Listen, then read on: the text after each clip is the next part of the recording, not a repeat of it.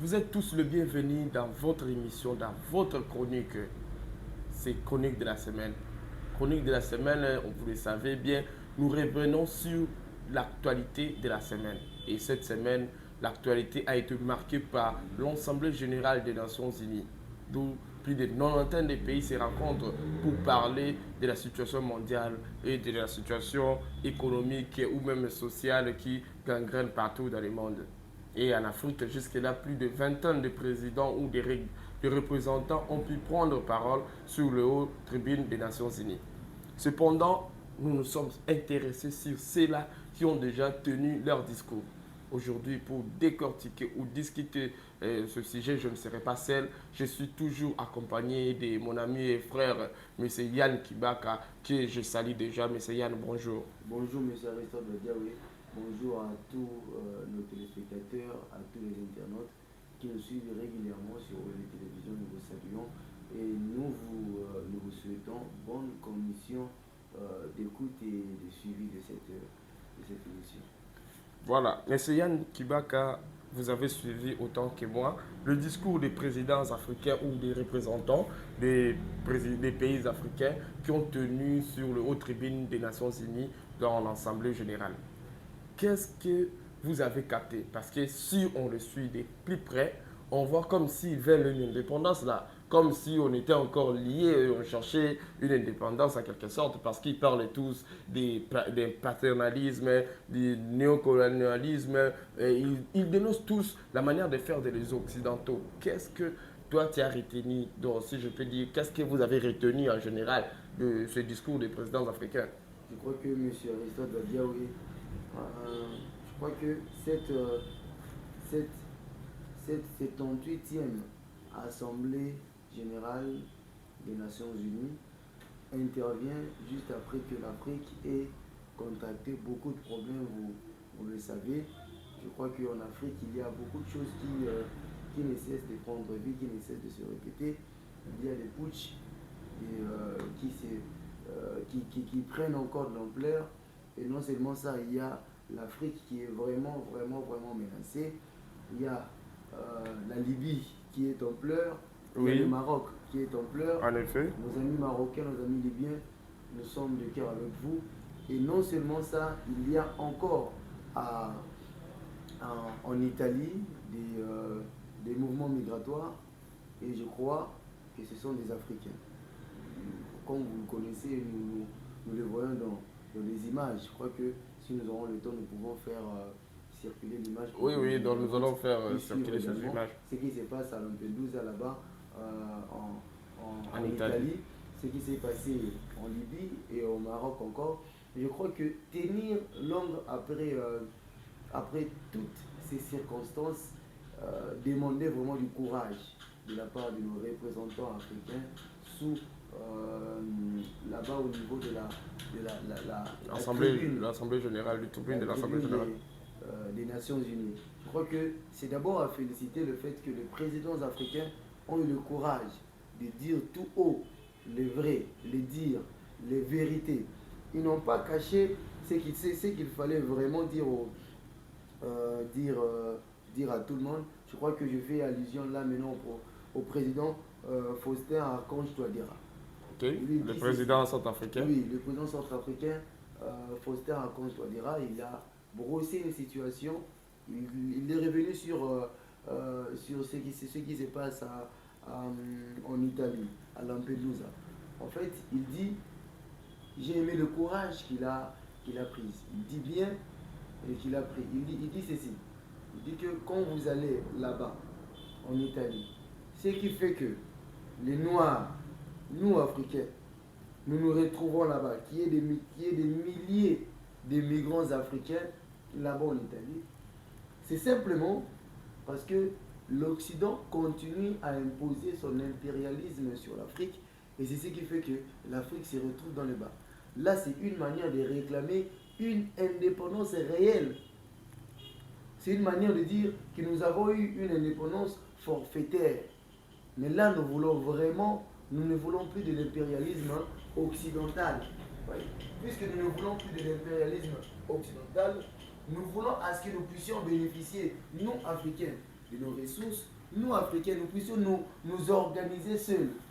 Si on peut très bien interpréter la volonté cachée derrière les dires du président centrafricain, c'est pour dire que nous, tels que nous sommes là, nous, nous voulons bien être maîtres de soi, que l'Afrique soit maître de son histoire. Je crois que si nous, Africains, on se réunissait encore, comme disait le président, je crois fermement qu'il y a des choses qui peuvent changer et qu'on ne pourra peut-être plus vivre cette affaire des migrants africains qui ne cessent d'aller peupler une terre étrangère, alors qu'en Afrique, il y a beaucoup de places qui ne sont pas peuplées.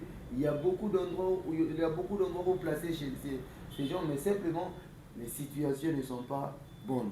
Mais c'est la même chose, même les Italiens. Donc, il y a plus de 7000 personnes qui ont débarqué sur l'île, alors que l'île ne comptait que non, 4000 habitants. Donc, de 4000 et 7000 qui viennent s'ajouter. Donc, vous ne voyez pas que Oui. c'est vraiment quelque chose qui, même s'ils devaient accepter, mais pas à ce nombre-là. Je crois que avec la révolution des militaires, si on doit le dire dans ce contexte-là, il y a eu en Guinée-Conakry, comme Oui, nous nous, connaissons, nous le allons. putsch. J'ai aimé Le discours le discours, de Mamadi le Doumbia. discours de Mamadi Doumbouya. Vous voyez, Oui. il dit ceci, lui dit que les Occidentaux ne doivent plus regarder l'Afrique avec des anciennes manières. Il dit que l'occidental, les Occidents doivent aujourd'hui regarder l'Afrique avec des yeux neufs, avec des yeux nouveaux. Qu'ils voient en fait une nouvelle Afrique qui doit émerger, qui doit aller en avant. Et mais comment eux, ils font pour que l'Afrique ne puisse pas émerger? Si je peux m'interroger sur cette question. Parce que nous sommes pays souverains. Ce sont dans tous les pays africains sont des pays souverains. Que chaque président, que chaque organisation où donc, ils sont censés prendre des décisions seuls. Donc dans ce discours, il sous-entend encore qu'il y a encore des mains noires ou des mains qui poussent certains dirigeants à commettre des actions. Bon, oui, dans son discours, il est clair. Vous comprendrez qu'il suppose qu'il y a une couverture externe, une couverture qui vient de l'Occident, simplement pour neutraliser l'Afrique au moyen de ses dirigeants. En réalité, on n'atteint pas les Africains, parce qu'ils ne se mettront pas quand même à neutraliser l'Afrique tout entière, mais ils passent par les dirigeants africains. C'est-à-dire, Mamadi Doumbouya est en train d'appeler également dans ce cas-là les présidents africains à une prise de conscience. Vous voyez, qu'on ne peut pas jusqu'à présent se laisser manipuler, se laisser diriger, se laisser contrôler par les Occidentaux. Alors que l'Afrique peut devenir aujourd'hui maître de son destin. Et si nous pouvons continuer à regarder le discours, et il y a aussi le discours du général Ndayishimiye, le président du Burundi, qui dit qu'il y a une personne qui s'est donné la charge de déstabiliser le pays des Grands Lacs. Et quand on voit son discours, il n'a pas cité directement, mais on voit bien là qu'il parle de Paul Kagame. Et il dit que Paul Kagame a eu mandat de s'aimer la terreur dans le pays des Grands Lacs. Qu'est-ce qu'il veut dire par là, M. Yann Kibaka? Si vous avez au moins compris le discours du président, le général Ndayishimiye. Bon, je crois que les pays des Grands Lacs aujourd'hui sont dans une situation telle que nous le connaissons. Et la vraie victime, c'est la République démocratique du Congo. Et cette victime, elle réclame tous les jours que justice soit faite sur le metteur en scène, celui qui orchestre cette précarité sécuritaire qui se vit dans l'est de la République démocratique du Congo.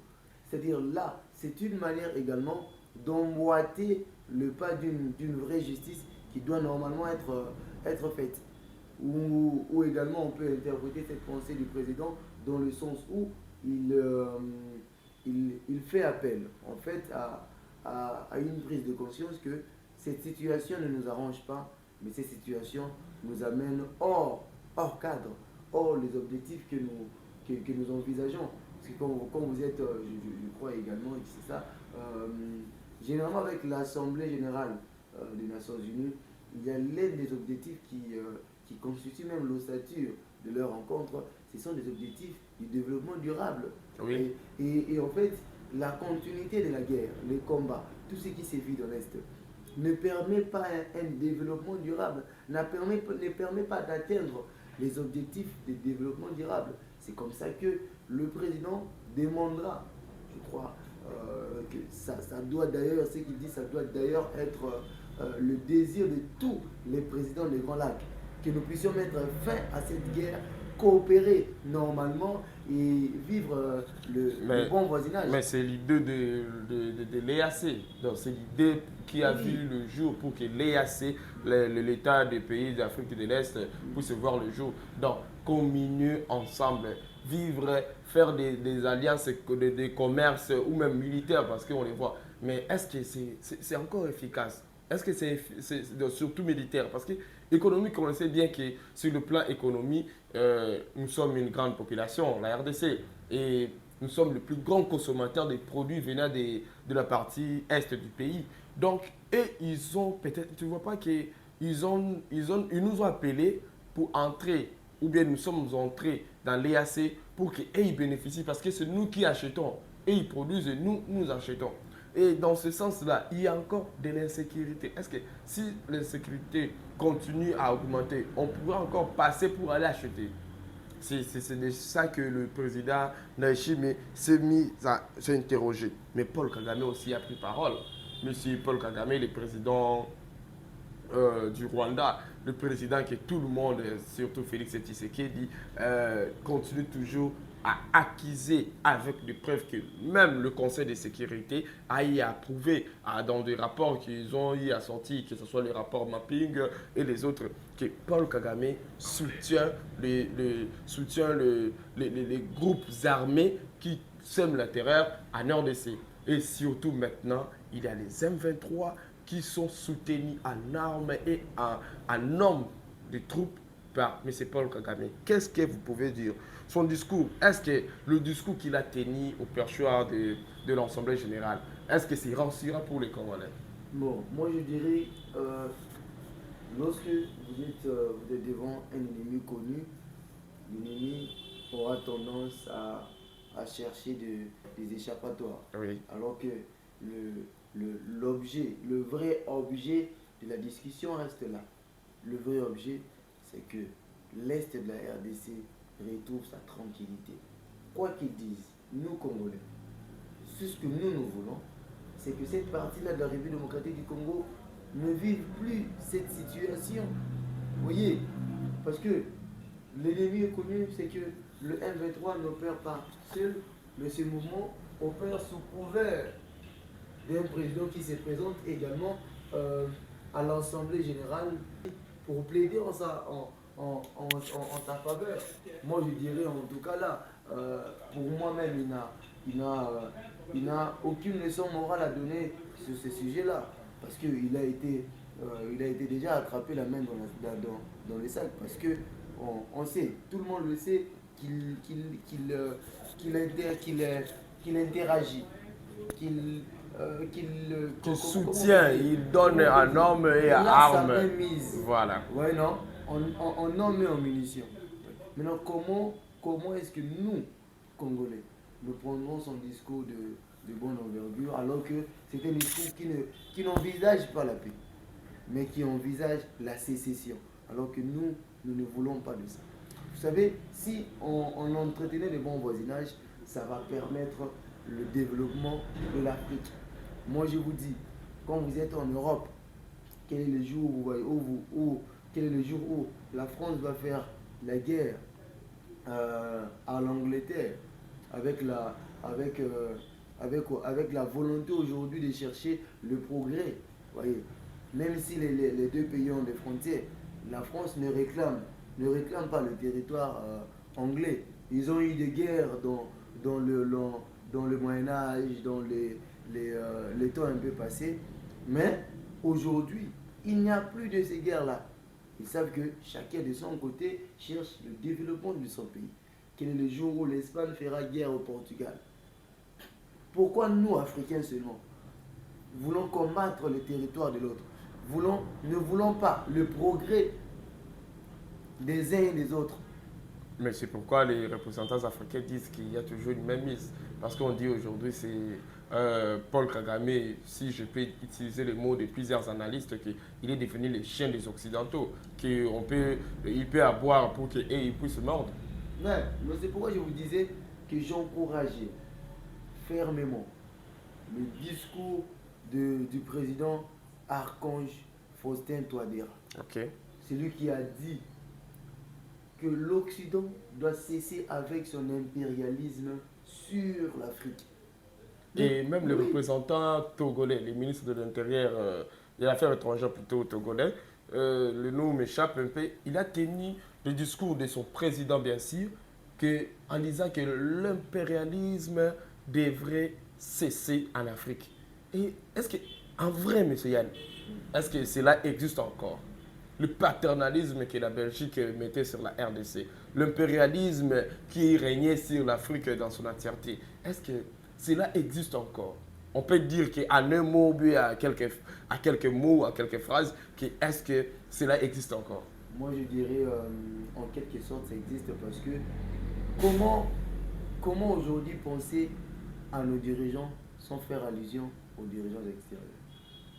Ils sont toujours amis. Oui, ils sont toujours amis. Et non seulement amis, je crois que ces dirigeants des pays occidentaux, ces dirigeants-là du monde entier sont en train de nous suivre via les télévisions. Nous leur dirons ceci. Moi, personnellement, je leur dirai que jusqu'aujourd'hui, c'est ce que nous cessons de ressentir.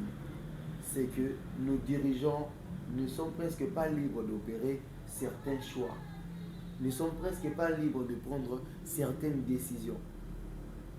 C'est pourquoi nous vivons sous les injonctions venant d'ailleurs. Nous ne faisons que subir. Et aujourd'hui, c'est ce que nous demandons. C'est que nous ne puissions plus, que nous puissions sortir du néocolonialisme.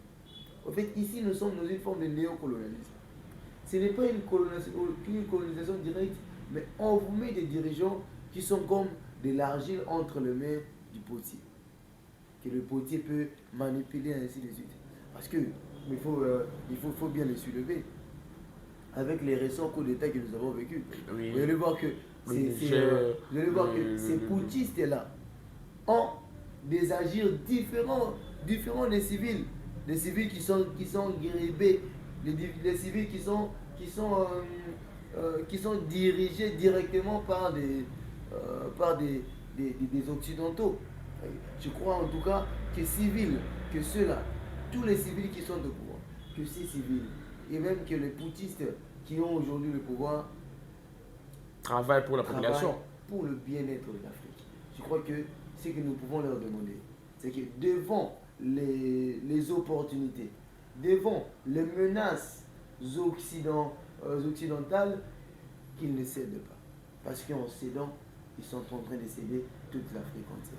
Voilà, nous continuons toujours. Je vous rappelle que nous discutons parce que c'est chronique de la semaine. Nous discutons sur le sujet sensible de la semaine. Et cette façon, nous allons opter pour discuter sur le discours des représentants ou des présidents africains sur les tribunes ou le perchoir de l'Assemblée générale de l'ONU. Et M. Yann Kibaka, est-ce que le président sud-africain, M. Cyril Ramaphosa, donc son discours, il a été tranchant, il a tout récupéré et il n'a rien dit, il n'a pas dit, je dirais pas, il n'a pas vraiment été un peu lâche, si je peux dire, dans son discours. Il a tout pris et dit au même moment. De l'impérialisme que nous avons discuté, de l'économie imposée, donc de toutes ces choses-là. Et maintenant, nous pouvons parler de M. Félix Tshisekedi, le président de la République démocratique du Congo. Lui qui a commencé son discours d'abord pour parler le peuple marocain que vous avez cité au début. après les séismes sismiques. Il a parlé aussi des peuples libyens qui ont été frappés par la tempête torrentielle. Et il y a aussi, euh, il a parlé de la situation qui gangrène dans l'est de notre pays. Il y a même plusieurs médias congolais ou bien les quotidiens qui ont dit que Félix Tshisekedi est allé là-bas pour être face aux dirigeants du monde et dire de tout ce que Paul Kagame est en train de faire. Est-ce qu'il peut être entendu?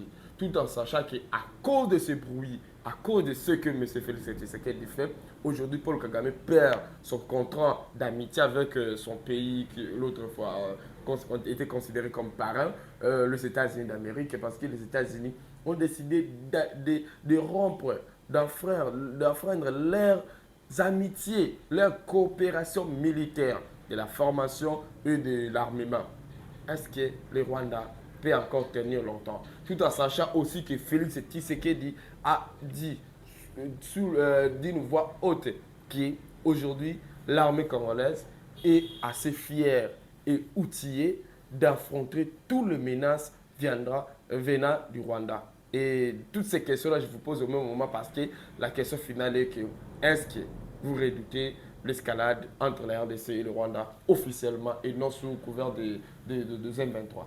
Très bien, merci beaucoup, monsieur Aristote Badia. Je crois que nous avons beaucoup à dire sur le discours du président Félix Antoine Tshisekedi Tshilombo, président de la République démocratique du Congo. Je crois se tenir du haut de la tribune des Nations Unies est un grand moyen pour atteindre la masse. Oui.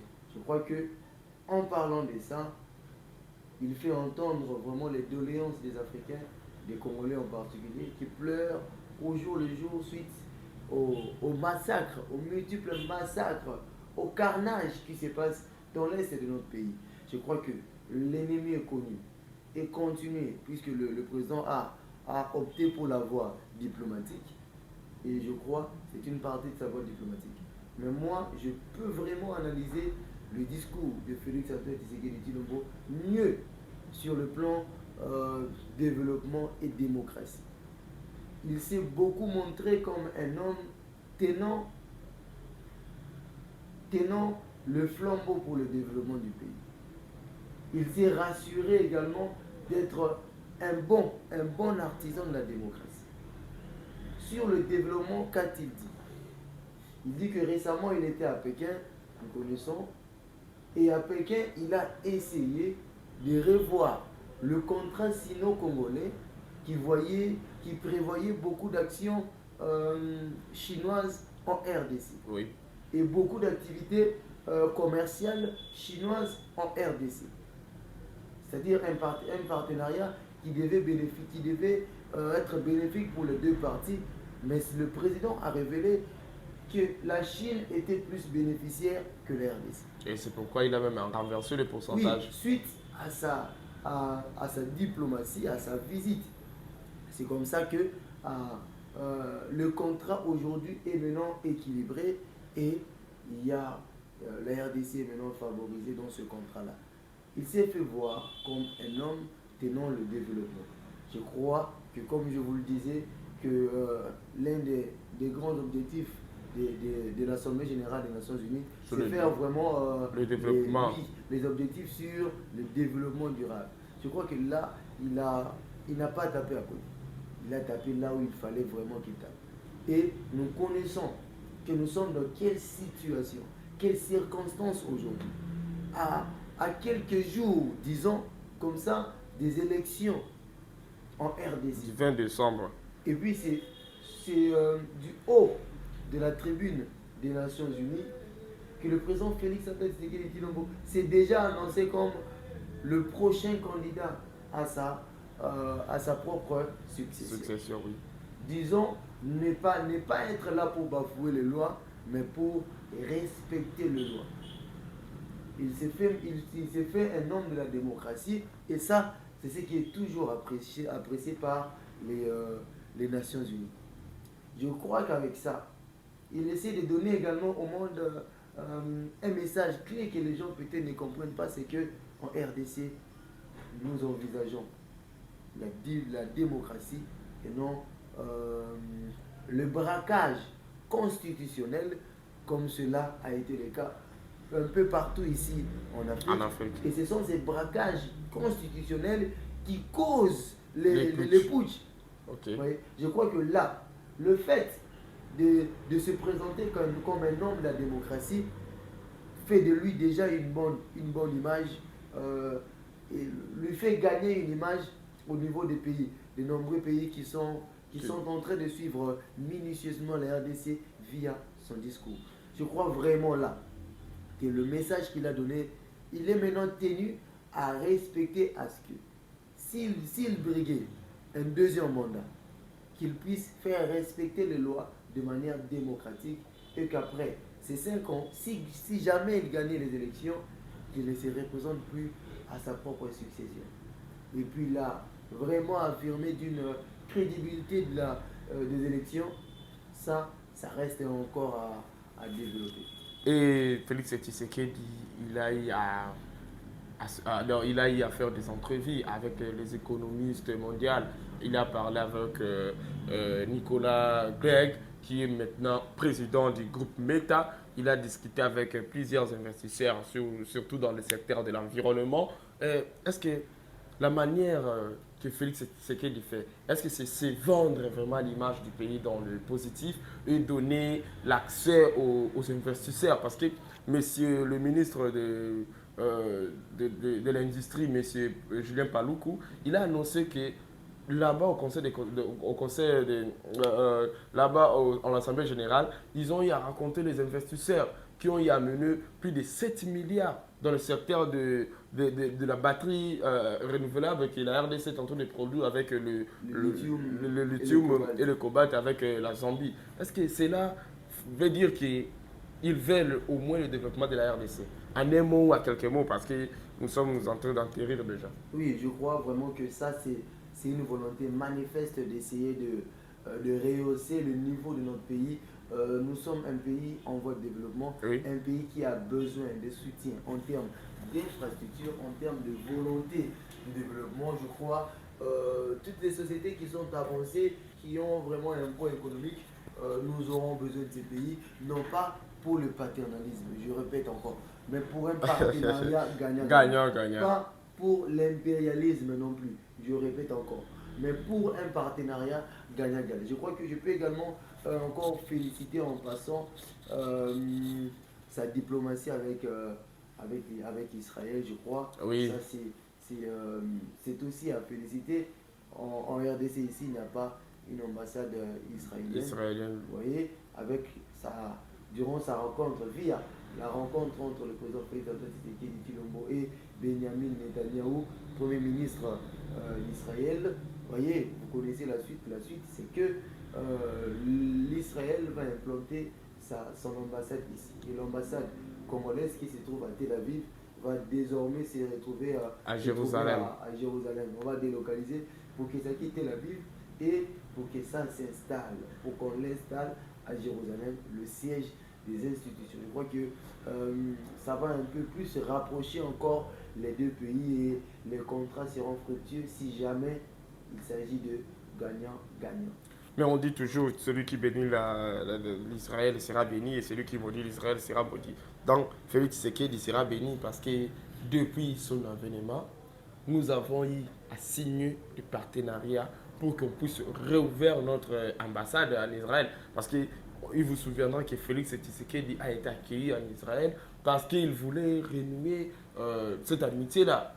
Parce que, oui, le lien qui a été coupé autrefois avec des mots que nous savons aujourd'hui reste dans la tête des Congolais. Donc, est-ce que M. Yann Kibaka, avec cette assemblée générale, dont si je peux, avec autant de présidents africains et étrangers ou des autres continents que j'ai eu à suivre, ils reviennent tous sur la situation sécuritaire.